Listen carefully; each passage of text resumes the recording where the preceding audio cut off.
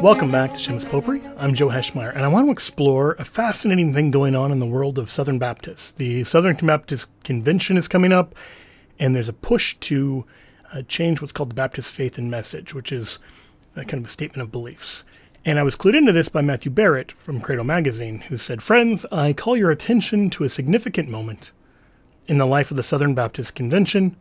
Next month, 4 Southern Baptists, Andrew Brown, Stephen Lawrence, Steve McKinnon, and Malcolm Yarnell, will move that the messengers amend the BFM, that's Baptist Faith and Message, with the article, The Creed.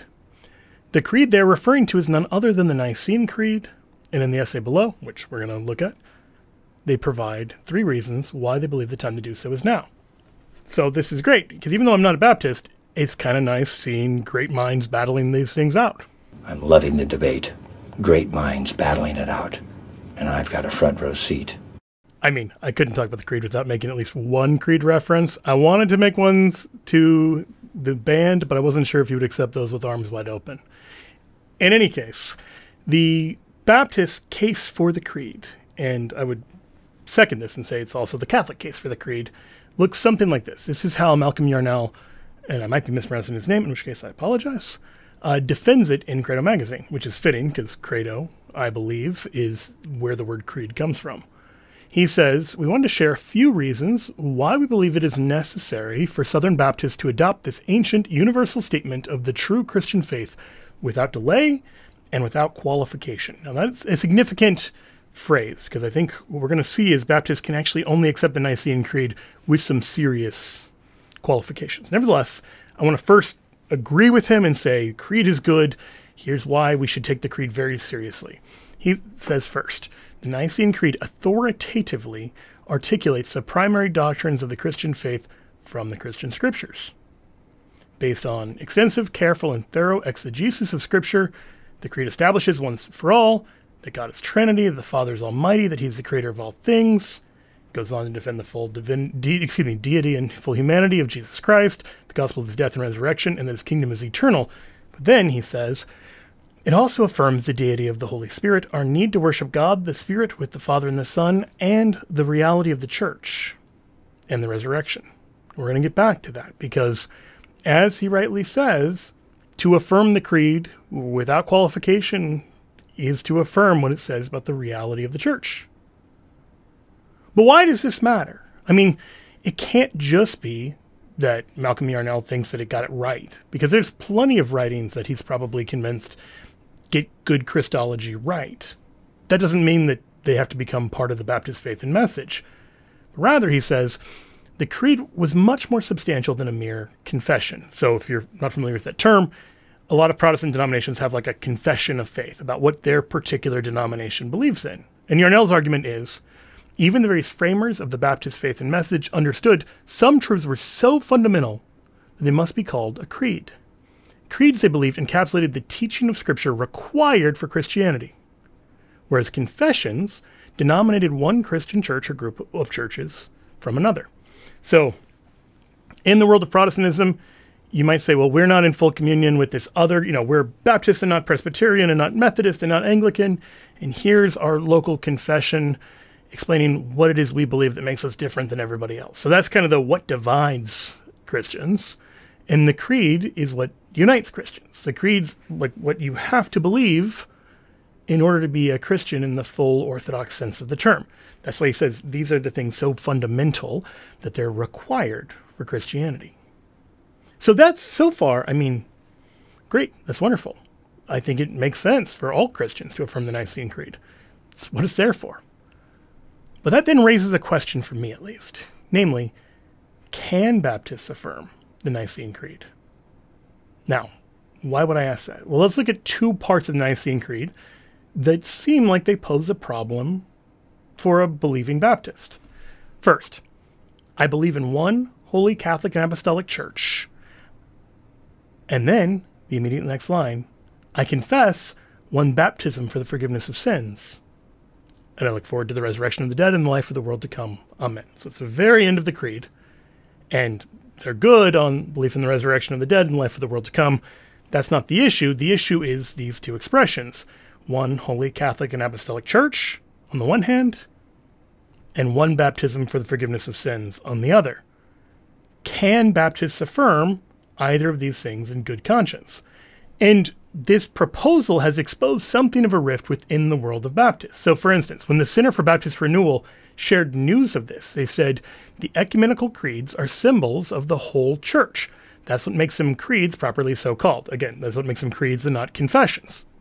The precise meaning of some lines is disputed. Baptism for the remission of sins, universal. And I was confused when I said universal. I was like, oh, they're so afraid of the word Catholic that they translated it as universal. Got it. Unum sanctum Catholicum ecclesiam, one holy Catholic Apostolic Church. They have to change Catholic to universal, which is fine. I mean, universal is not bad as a translation. It's just a little misleading.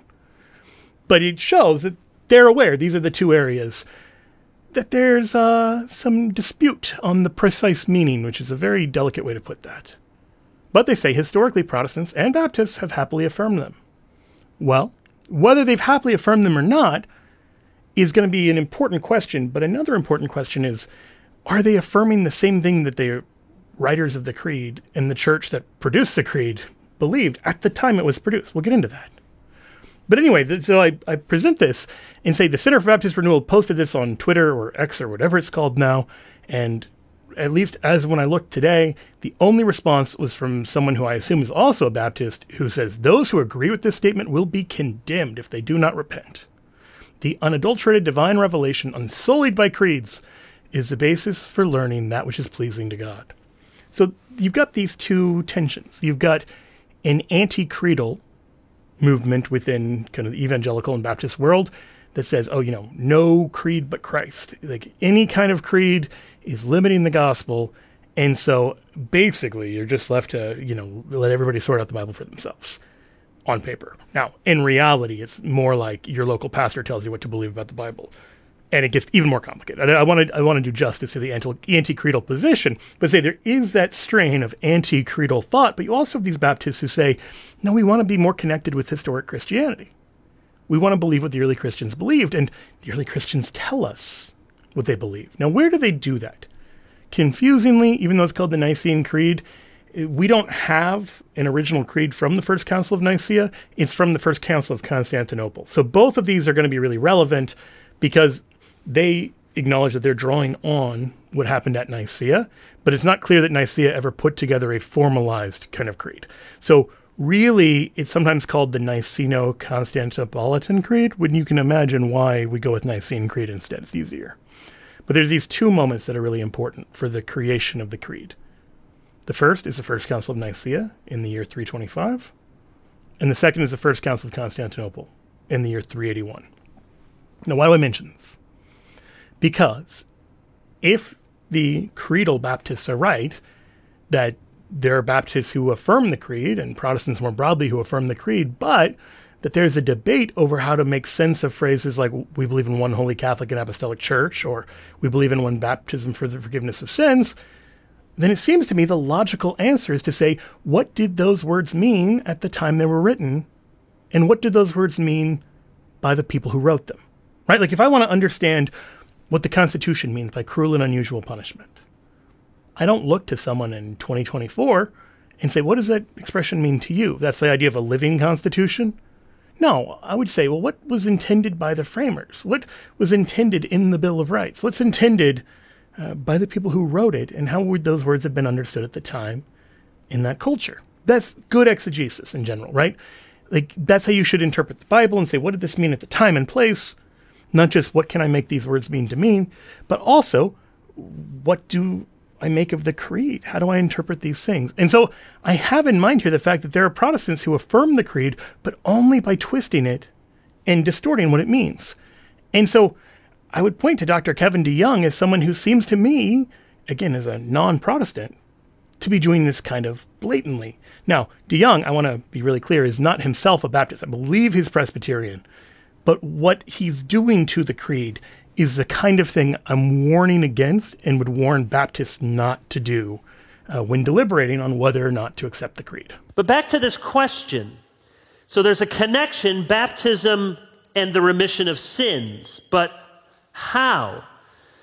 Because some would read this for the remission of sins in a kind of quid pro quo relationship, or a very sacramental understanding of forgiveness, that you receive baptism, and in some traditions of the church, it washes away original sin, or it affects baptismal regeneration. So baptism, when you're baptized, you automatically have your sins forgiven. Is that what the Nicene Creed is saying? So there's two things. One, it's very clear, and I think it'll become very clear in this video, that they did affirm a sacramental understanding of baptism at the First Council of Nicaea and at the First Council of Constantinople. I think they were abundantly clear about it. I think their contemporaries were abundantly clear about it. I think if you read any of the writings from either the bishops present there or the other sources who were present there like Eusebius, or if you read any of the things written about baptism even 100 years before or 100 years after, any time in there, you're going to get a very clear picture. They have a very sacramental view that baptism does something. Automatic is a bad way to describe it. Sacramental is a better one, or miraculous even. That God does something through this. You know, we wouldn't say when Moses, or Aaron rather, changes the staff into a serpent, it happens automatically. We would say it happens with divine power. Automatically is turning it into something mechanical rather than miraculous. But then the second thing he says is right there at the end, that he doesn't think that that's what they were trying to say, but also that you don't have to read it that way. Well, that second thing is the kind of distortion that I'm saying to watch out for. I'll give you an example. If you said, "Do you believe Jesus saves?" and I said, "Yes," but in my heart I meant Jesus Luzardo, the pitcher for the Marlins, has 2 saves that he's registered as a pitcher. Well, you would say, okay, fine. You found a grammatical way to affirm the words while obviously undermining the meaning. That's not what those words mean to the speaker, and so for me to affirm them in a way that I know they're not meant is dishonest. It's disingenuous. And so there's no point in having a creed that unites us if one group of Christians are interpreting it dishonestly in a way contrary to how it was meant. Like, so fine, you can grammatically find ways of exploiting the Greek to maybe squeeze your theology in there, but if you know that's contrary to the theology that was intended, watch out for that. And I mention this partly because heretics at the First Council of Nicaea did exactly that. People like Arius, like this whole issue about Trinitarian theology, there were people who were heretical, who were able to affirm the creed by internally meaning something different by those words. And I would just say, don't do that. Better to just deny the creed. If you don't believe Nicene Christianity, say that. Don't say that you do believe it, but you're redefining what all those words mean. For all the same reasons, I think if you're a conservative Protestant, you would say, yeah, I wouldn't want someone redefining marriage. I wouldn't want someone redefining what man and what woman are, any of these things. Even if they could have a completely orthodox sounding statement, if they only get there by redefining the words, that's not how you actually arrive at an agreement. That only causes confusion and dissension. So the better question isn't what can we make the Greek mean? The better question is, what did one holy Catholic and Apostolic Church, and what did one baptism for the forgiveness of sins mean to the Christians of the 4th century, and particularly to the Council Fathers in 325 at the First Council of Nicaea, and in 381 at the First Council of Constantinople? So that's the question I want to explore today, and to see, is their view harmonious with the view held by Baptists, and I think more broadly, by many Protestants. But because of the context, I'm focusing on Baptists particularly. So first, do Baptists agree with the creed about the Church, one holy, Catholic, and Apostolic? Briefly, what did Christians believe before the First Council of Nicaea? This gives us some context. How would people at the time have heard these words and understood them? And here I would turn to the Reformed theologian Louis Berkhoff in his book Systematic Theology, where he writes, from the days of Cyprian, now that's St. Cyprian of Carthage, he dies in 258, so early 200s here. From the days of Cyprian down to the Reformation, the essence of the Church was sought ever increasingly in its external, visible organization. The Church Fathers conceived of the Catholic Church as comprehending all true branches of the Church of Christ and is bound together in an external and visible unity, which had its unifying bond in the College of Bishops. The conception of the church as an external organization became more prominent as time went on. So, obviously, even from the way he's described that, Berkhoff views this as a distortion. He doesn't think it happens until the time of Cyprian, and he views it as obviously going in the wrong direction. We don't actually need to settle either of those questions. Whether you think this goes back to the time of Christ, whether you think it's a good thing, those are not the question. The question is, what did Christians believe in the 300s? The Christians might be right or wrong, but what did the Christians at the time of Nicaea and before and after believe about the church? And so it's very clear, even from Berkhoff's description, that they thought of it as something that was external and it was visible and it's organized. And organized how? Well, because there's these bishops who are in union one with another. Thomas White, in the book Upon This Rock, A Baptist Understanding of the Church, which Malcolm Yarnell has another chapter in. So Yarnell doesn't write this part. And obviously, an author is not responsible for other things written in a book that they contribute to. But there's a good chance he's at least read this, and at the very least, this seems like a fair Baptist treatment of church history. Thomas White says, by the late 2nd century, we see the trend reverse to focus on the universal church and not the local. Now, put that in context. He says when St. Ignatius of Antioch, in the first 10 years of the 100, so like 107-ish, talks about ecclesia, church, he most of the time means the local church. But that by the end of the 100s, most of the time when people say ecclesia, they're not thinking about the local church, they're thinking about the global church. Now, I would suggest that you can explain that supposed shift by the fact that Ignatius is writing to particular churches, whereas Irenaeus and the other later authors tend to be writing on theological topics addressed to everybody, like the church broadly. And then if they were writing to like a particular church to settle a very local controversy, then they would probably use ecclesia in the narrower sense. But nevertheless, he says Irenaeus, in his work Against Heresies, written in the year 180, roughly, used ecclesia 130 times, with 103 of those uses focused on a universal meaning. So church is understood as the global Catholic Church. And Catholic is not an anachronistic term here. Both Ignatius and Irenaeus speak of the ecclesia as Catholic. And so Thomas White goes on, he says, by the 3rd century, so the 200s, and the time of the writings of Cyprian, again Cyprian, a change occurred with references to a universal yet visible church. Cyprian used the term the Catholic Church repeatedly, and his famous statement indicates his emphasis on the visible Catholic Church. And then he quotes Cyprian. He cannot have God for his father who has not the church for his mother. Indicating that indicating that there is no salvation outside the church. Okay. Since both of these guys view Cyprian as being a really important figure, it's worth looking directly at what Cyprian has to say on the subject. This is his On the Unity of the Church, also known as Treatise 1, just to be confusing. And it dates to probably the year 251, about 7 years before he died. And he says, whoever is separated from the church, and again, he means they're the visible Catholic Church, and is joined to an adulteress, is separated from the promises of the church. Nor can he who forsakes the church of Christ attain to the rewards of Christ. He is a stranger, he is profane, he is an enemy. And then comes the line we just heard. He can no longer have God for his father who has not the church for his mother. And he gives this example. If anyone could escape who is outside the ark of Noah, then he also may escape who shall be outside of the church. In other words, the church is Noah's ark.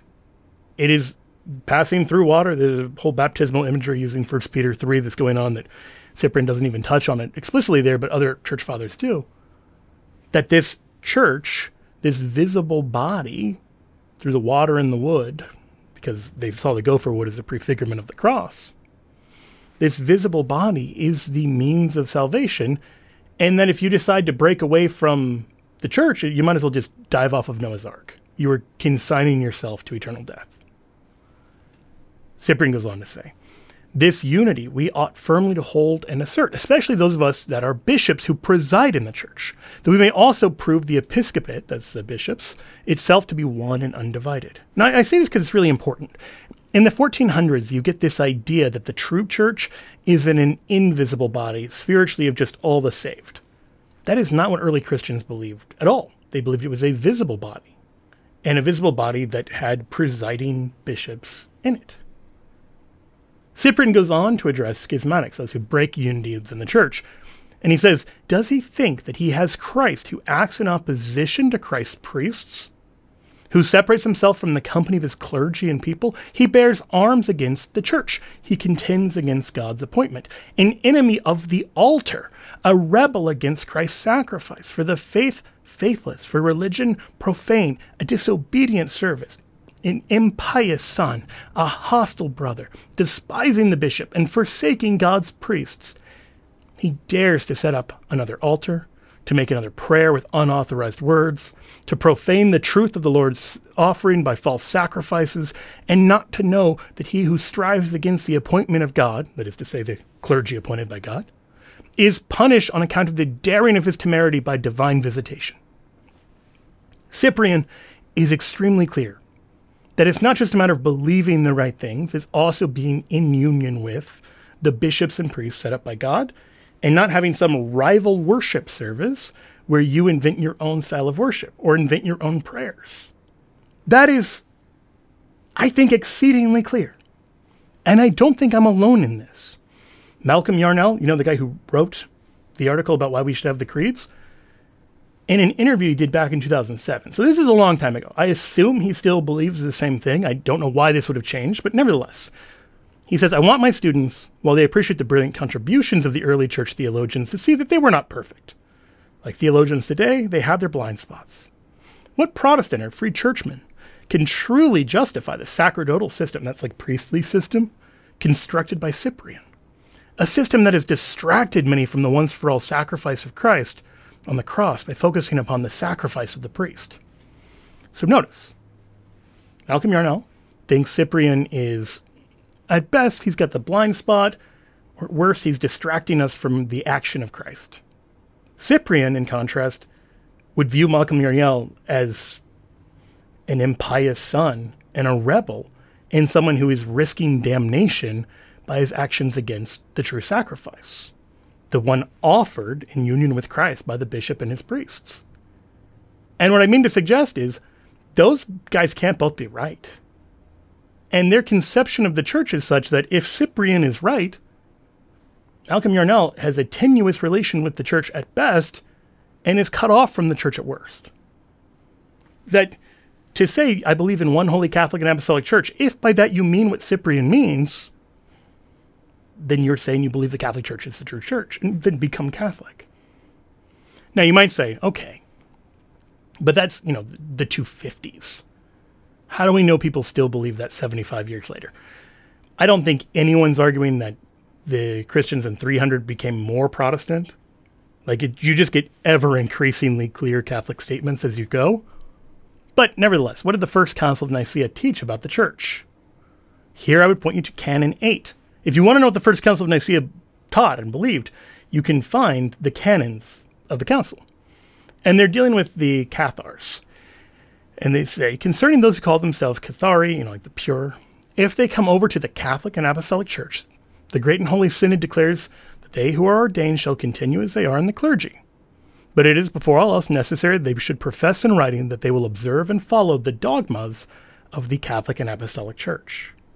So notice there, this is not a local church that's just like, though the Catholic Church is just the church around the corner or the church of my town. The Catholic Church is the universal church.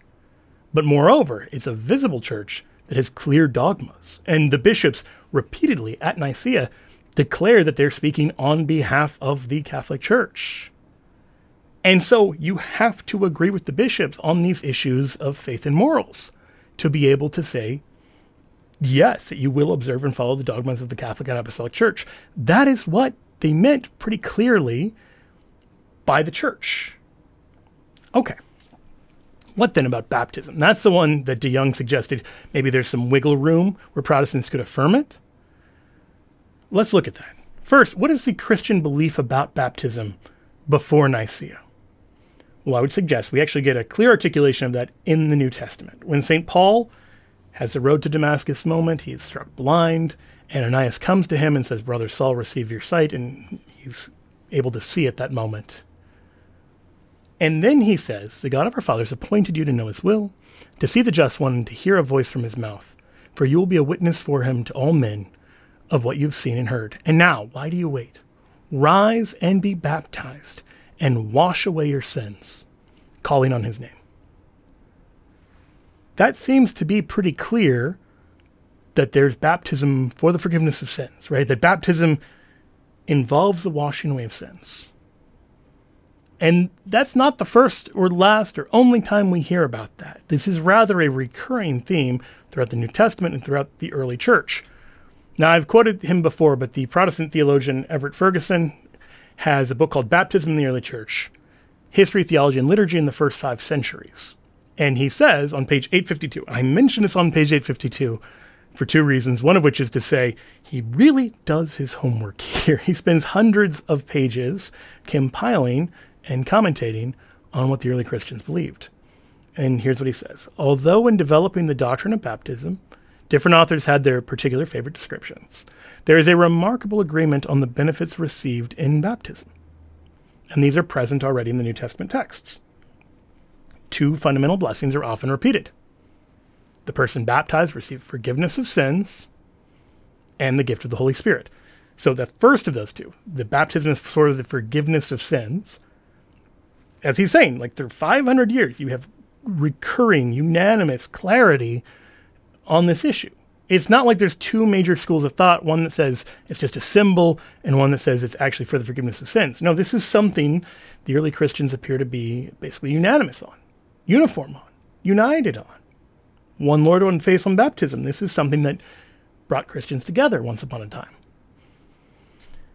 And then he goes on to say the 2 fundamental doctrinal interpretations of baptism are sharing in the death and resurrection of Christ with its attendant benefits and responsibilities, and regeneration or rebirth from above with its related ideas. Now that's not an either or, but liturgically, some of the prayers focus more on being spiritually reborn, some focus more on dying and rising with Christ. Those are the 2 major biblical themes that are brought out in the theology and liturgy of the early Christians.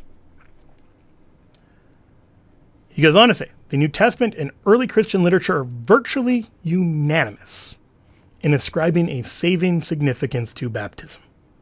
The extreme sacerdotalism that de Jong suggested the early Christians were trying to push away from, that is what they unanimously or nearly unanimously believed in. If anything, Ferguson says, the early church exaggerated this aspect of baptism's significance. That is, you would sometimes get people who'd go so far as to say even a baby who wasn't baptized would not be able to go to heaven. That they took these things to like a really radical extreme beyond what Catholics and Orthodox would affirm today. But that was the issue. Not that they didn't believe in the necessity of baptism for salvation, but they might have believed in it in such a kind of unnuanced way, in such a radical way, that we would actually say, yeah, that's true, but that doesn't apply to those who've never heard or innocently haven't been baptized because they didn't have a chance to. And Ferguson goes on to say, the main variation among mainstream Christian authors was in how strongly different individuals affirmed the necessity of baptism for salvation. So, in other words, they agree baptism is necessary for salvation, but what about the hard cases? The major explicit exception is martyrs who died for the faith prior to baptism. So in the period of time when baptism was sometimes a 3-year process before you could get baptized, Christianity is being persecuted, and you might well die a martyr for Christianity before you've even been baptized. And so the radical, like exaggerated view of baptism is to say, well, bad luck, guys. Even though you died as a martyr for Christ, because you didn't get baptized, you can't go to heaven. The moderate position is, no, you have a baptism of blood, as they call it, because you died for the faith and it wasn't your fault. And later, this is more clearly articulated to say as well, even if you died of like natural causes, you have a baptism of desire, that you have the intention to be baptized. And so the fact that you didn't actually receive the sacrament through no fault of your own is not held against you. But through no fault of your own is doing some heavy lifting, because if you just decide not to get baptized, that's on you. And you bear that eternally. That's the view. And again, whether you agree with it or disagree with it, when the Creed is saying one baptism for the forgiveness of sins, that is the context in which we should understand this. Now, I mention all of this being on page 854 because in one of the reviews, Roy Zuck, who I've spoken about before, he's done some work, or did some work, he's deceased now, on biblical literalism, acknowledged the work that Everett Ferguson had done in this book that we just looked at. He lamented, he said, his book takes no account of the scores and scores of Bible verses that clearly state that salvation is obtained simply by faith in Christ apart from any works. Now, never mind the fact that Everett Ferguson is looking at baptism in the early church. His point isn't to just inject his own theology, but to understand what the early Christians believed.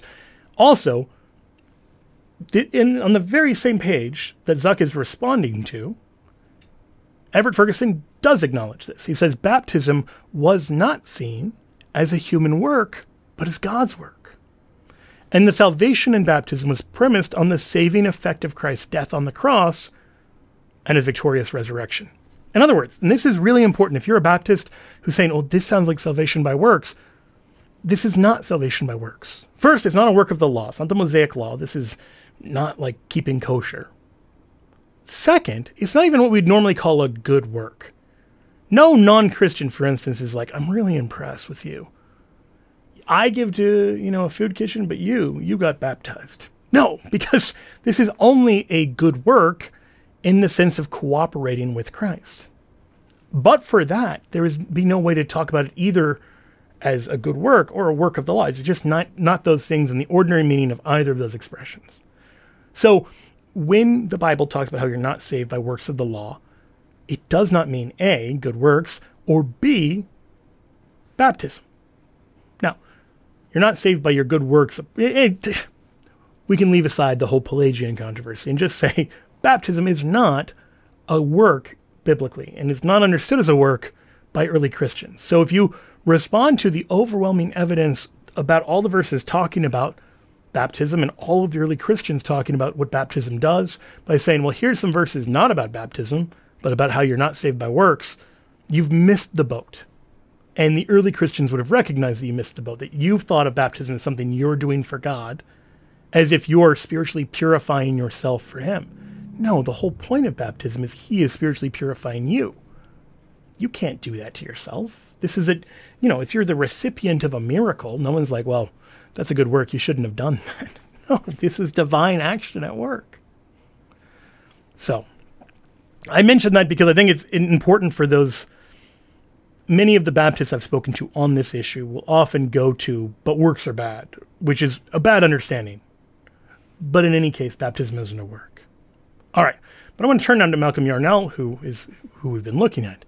He says, well, indebted to the theological contributions of the early fathers, he means the early church fathers here, and the Protestant reformers, the believers' churches, that's people who only baptize believers, they don't baptize babies, so like Anabaptists and then later Baptists, transcend them, so they go beyond them, by demanding radical yieldedness and discipleship to Jesus Christ, often by reserving baptism for true believers. Now, whether you think this is a positive thing, that they've transcended them, they certainly oppose them, they certainly disagree with them. You can't harmonize what a Baptist believes with what an early Christian believed, or what a Protestant reformer believed. Now, I've got no truck in defending the reformers, but they are right on this one. So, I mention this to say, Malcolm Yarnell knows that his belief about baptism doesn't match the belief of early Christians. And he seems to basically be acknowledging that.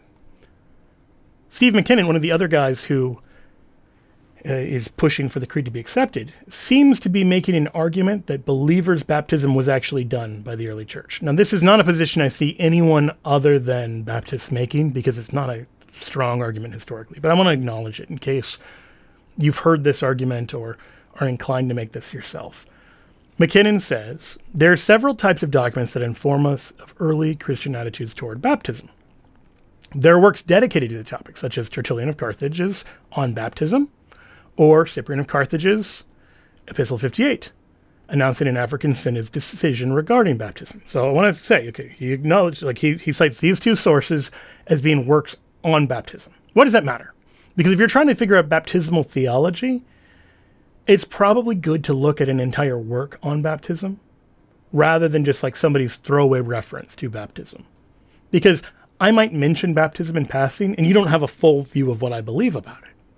But if I dedicate an entire work on baptism, you're more likely to have an accurate vision of my beliefs. So with that in mind, I want to look at the two sources that Steve McKinnon cites to. The first is Tertullian's on baptism. Here's how McKinnon describes it. He says, Tertullian of Carthage, apologist and the founder of Western theology, wrote the earliest extant treatise on the subject of baptism. In fact, his work, entitled appropriately On Baptism, is the only surviving treatise on the ordinance of baptism from the time before the First Ecumenical Council, that is, before the Council of Nicaea. So if we want to know what did Christians believe about baptism at the First Council of Nicaea, a good place to look, it makes sense, would be Tertullian's work on baptism, right? And how does that work begin? Here are the opening lines. Happy is our sacrament of water, in that by washing away the sins of our early blindness, we are set free and admitted into eternal life. That is not a Baptist view. This is just an ordinance. He's very clearly describing this as a sacrament that actually washes away our sins and actually liberates us and brings us into eternal life. Now, he might disagree with that view, but let's not pretend that Tertullian held the opposite view of the one that he opens the entire treatise by announcing that he holds. And notice he doesn't even seem to treat this as controversial. He's just happy about it. So if we said, like, praise God for the resurrection, I'm not assuming that you disagree about the resurrection. Likewise, when he says, happy indeed is our sacrament of water, he's not assuming that you don't know about the sacraments or that you don't have a sacramental view. He's assuming, seemingly, that you do. So that's, from the opening lines, we've got a red flag that maybe he's not interpreting Tertullian correctly. But then he says, Tertullian claims that sound faith is secure of salvation. He does have that line. It's just not taken in proper context here. Because McKinnon says, no stronger statement could be made to divorce the rite of baptism in se, inherently, from saving faith. Salvation is not procured by baptism, and faith is the sure indicator of salvation. In other words, for Tertullian, salvation is by faith alone, even when devoid of a subsequent baptism. That's his claim, based on, like, 8 words in Tertullian's treatise.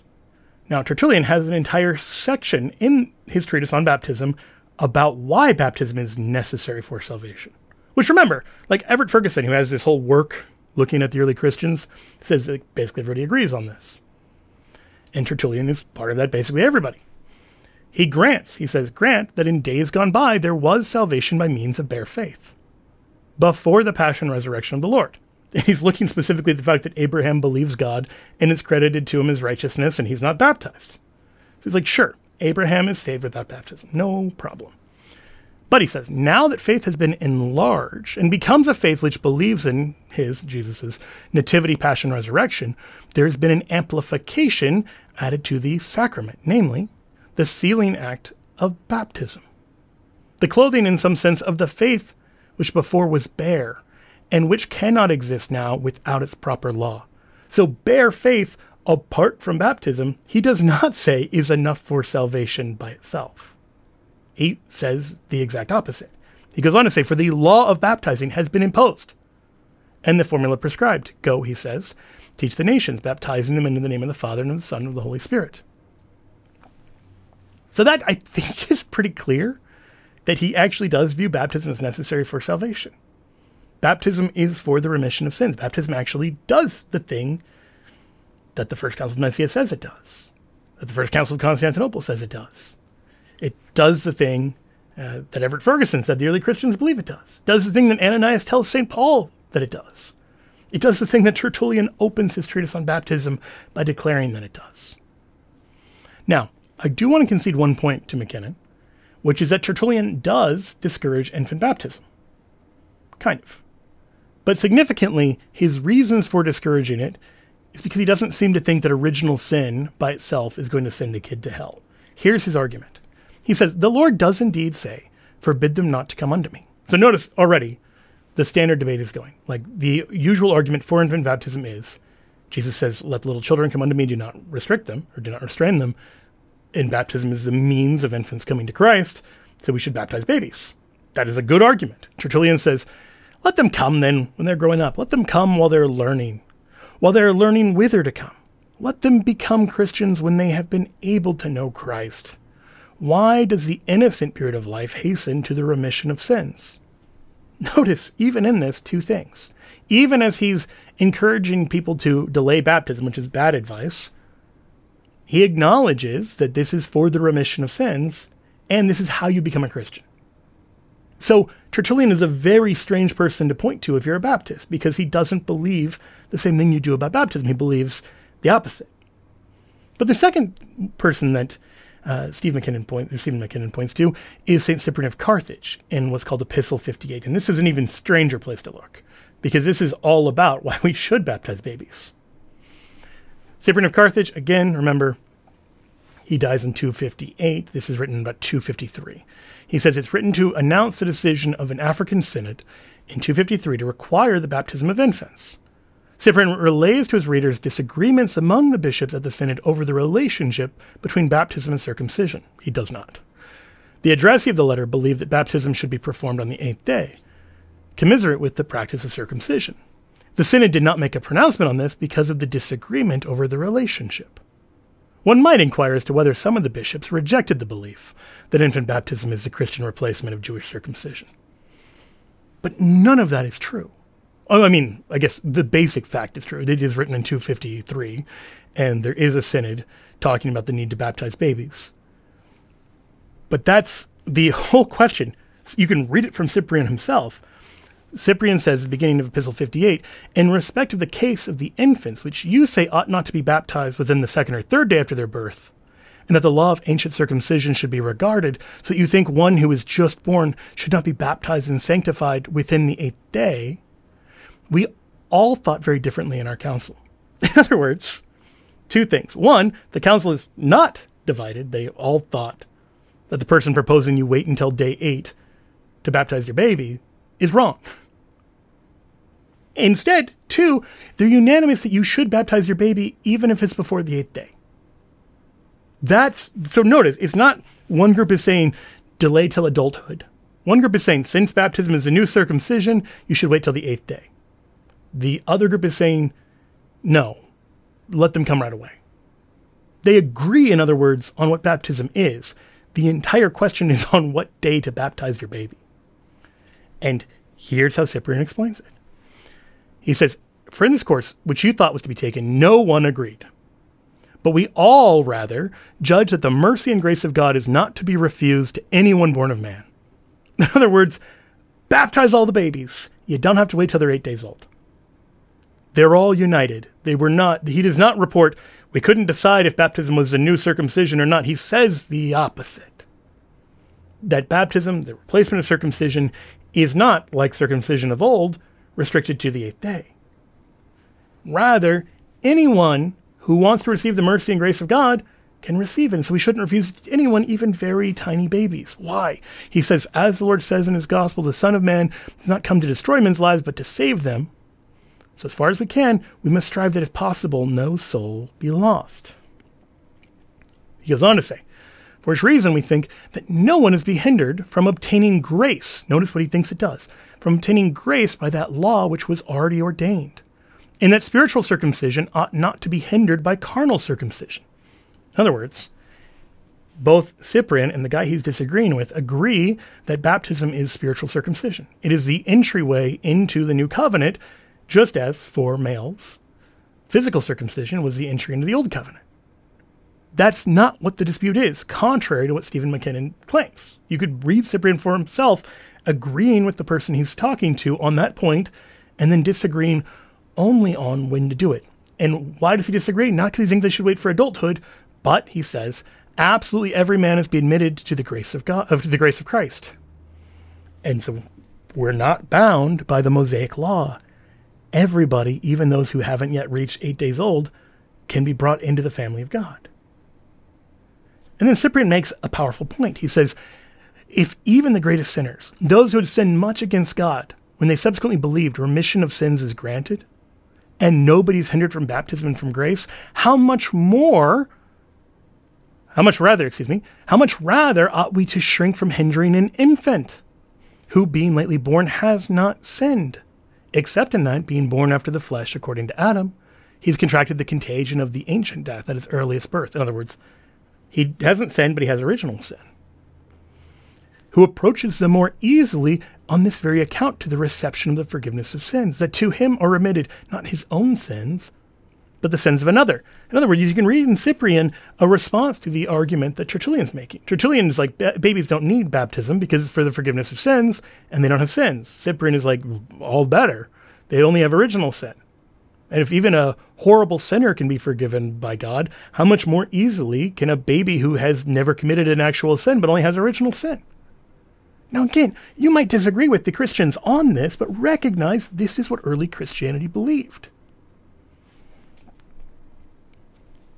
Cyprian goes on to say, therefore, dearest brother, this was our opinion in council, that by us no one ought to be hindered from baptism and from the grace of God, who is merciful and kind and loving to all. So, does Cyprian believe that baptism for the forgiveness of sins? He does. Do the other bishops in the local council with him? They do. Does the guy he's writing to? He does. That is not what's in dispute. Final line from Cyprian. Which, since it is to be observed and maintained in respect of all, we think it to be even more observed in respect of infants and newly born persons. You can say infants and newborns, fine. Okay, so not just infants, but very newly born persons, who on this very account deserve more from our help and from the divine mercy, that immediately in the very beginning of their birth, lamenting and weeping, they do nothing else but entreat. There's a subtle point that he's making there that I think is really beautiful, which is that you will sometimes hear people argue you can't let an infant receive baptism because they don't have faith. And faith is the kind of entreaty that we make to God. Cyprian's point is that babies live by faith. That the way that a baby cries, right? Like all they do is cry out in their helplessness, which is what faith is. It's us realizing our helplessness and crying out for help from God. A baby spiritually gets that, whether they intellectually get that or not. The fact that they're crying out, maybe they can't give you some sort of intellectual treatise on why do I cry? Well, because I know I'm helpless and I know another's out there who can help me, who loves me. But that is what faith is, and a baby gets that at an intuitive level because that's why they cry. And you get these horrible cases, these stories in like the Romanian orphanage where children were so neglected and so abused that they stopped crying. There's something horrific about that. They destroyed the faith, as it were, of these babies. And Cyprian's point is this natural faith that God has given them disposes them well for baptism. Baptism is not something we do for God when we get enough intellectual understanding about him. Baptism is something that God does for us while we helplessly entreat him for divine aid. And babies are well positioned to do that, as any of us, if we'll humble ourselves, are well positioned to do that. Okay. So those are the people that McKinnon points to. Now, he has some other ones, but those are the two treatises that he points to, and they both clearly contradict him. They both clearly contradict the idea of believer's baptism and the idea that like baptism is just a symbol that you do once you're already a believer. That's not his view at all. What about the First Council of Nicaea then? What does the First Council of Nicaea teach about baptism? When it says one baptism for the forgiveness of sins, did it suddenly become Baptist, or does it believe the same thing everybody before it had believed about baptism? Well, you can read in Canon 2 of the First Council of Nicaea, where it says, for as much as either from necessity or through the urgency of individuals, many things have been done contrary to the ecclesiastical canon, so that men just converted from heathenism to the faith, and who have been instructed but a little while, are straightway brought to the spiritual laver, and as soon as they have been baptized, are advanced to the episcopate or to the presbyterate. It has seemed right to us, for the time to come, no such thing shall be done. What does that mean? What's going on there? They're saying in the past, remember, these are emergency circumstances where Christianity's been persecuted. There are people who are getting baptized and ordained right away. And that is not a good idea. We should rather delay this let people be formed, so you're not just baptizing someone and then immediately ordaining them. But notice, in that description, it treats baptism as a spiritual laver. The spiritual laver is the rite of baptism, which we know because it then says as soon as they're baptized. Like, it refers to it as being baptized and as a spiritual laver. So it is a spiritual rebirth. It's a spiritual washing. It is, in other words, a washing away of sins. That's the view it has. That's the view the people alive at the time of the Council of Nicaea had. That's the view of these bishops in their own individual writings have. That's the view that people had in the 200s that we saw before. That's the view people have in the 400s. That when the First Council of Nicaea talks about this, it's not rejecting sacramentalism. It believes in that. It's later Protestants who reject sacramentalism, not early Christians. So final thoughts. How should Baptists respond? And more broadly, how should Protestants respond? I think I'd make 2 points here. Number one, Yarnell and McKinnon, the other guys who are pushing for the creed to be adopted, Baptist Faith and Message, are right to see the importance of the creed. In fact, one of the Baptists who disagrees with those guys, Jordan Stefanik, he says, Yarnell and McKinnon remind us in point 1 that creeds and confessions are different. We shouldn't take the Westminster Confession of Faith, the Savoy Declaration, the Philadelphia Confession, or any other confession as the bedrock ecumenical document that all Christians must believe. That is reserved for creeds like the one produced at Nicaea. Few would disagree. So, we saw some of those few, I don't know how few they actually are, some of those few kind of anti-creedal Christians on Twitter. But the fact is, there's a broad consensus even among Protestants that unlike their own denominational confessions, which you can disagree with and still be a Christian in good standing, Christians must agree with the First Council of Nicaea and the Nicene Creed. That the creed matters. It's not an optional thing. And then if you reject the creed, you are threatening your standing as a Christian. That's the first kind of closing point. It is a basic litmus test for Christian orthodoxy. It's long been recognized as such, including by Baptists. And number two, as I hope I've shown here, on the two major points, one baptism for the forgiveness of sins, and one Holy Catholic and Apostolic Church, Baptists cannot in good conscience affirm it. Neither can many other Protestants, because they disagree with either A, baptism actually doing something, it is sacramental, it is regenerative, it forgives your sins, and or B, that we should all be part of the visible Catholic Church with its union of bishops. Those are the things taught by the Council of Nicaea. Those are the things taught by the Nicene Creed.